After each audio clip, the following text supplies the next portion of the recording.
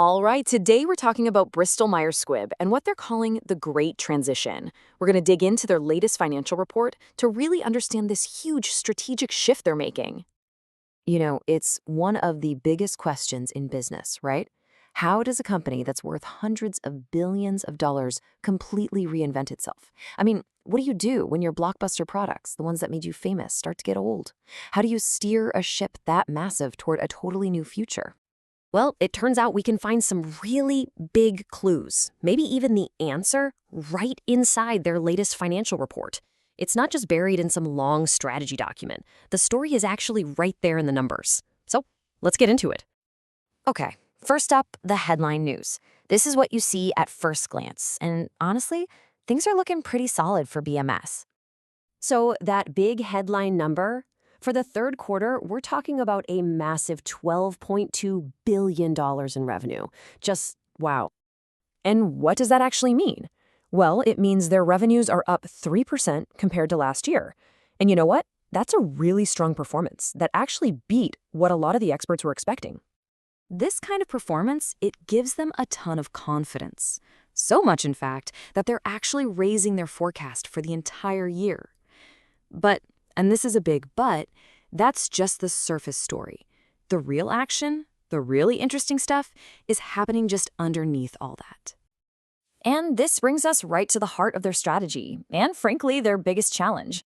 It's all about managing this tricky transition from their old drugs to a whole new lineup. Right, so to really get this, you have to think about it as a tale of two different portfolios.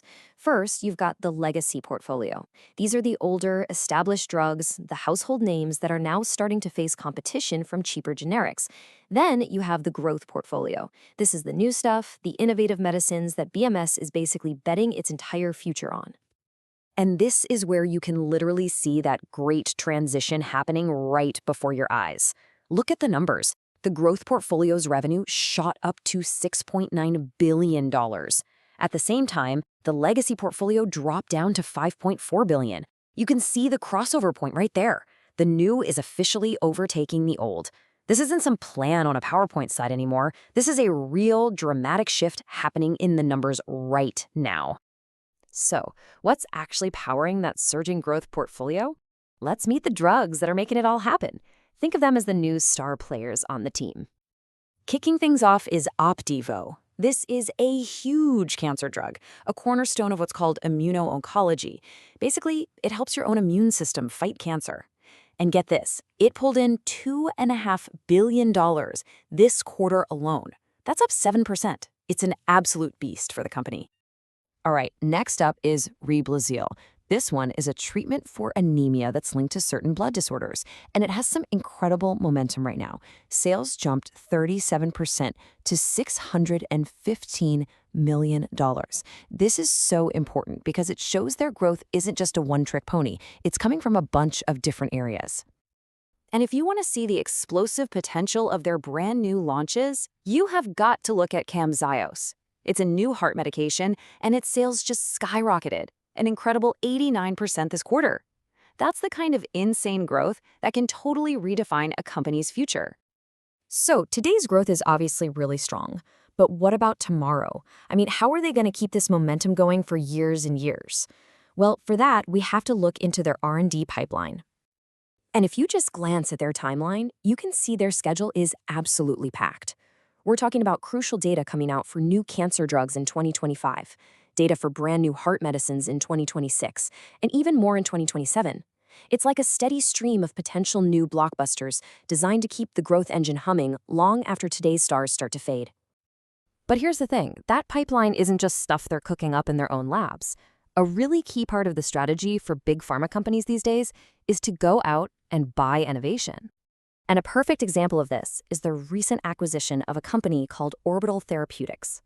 Now this is really smart. They're not just buying a single drug here. They're buying an entire technology platform for making next-generation RNA therapies. You can think of it like this. They didn't just buy one recipe, they bought the entire kitchen. It's a huge strategic move to make sure they stay on the cutting edge of science. Okay, so we've dug through the numbers, we've looked at the drugs, the pipeline. What's the big picture here? What are the main things you should walk away with? Well, I think it really boils down to three key things. First, this whole great transition thing, it's actually working. The numbers don't lie.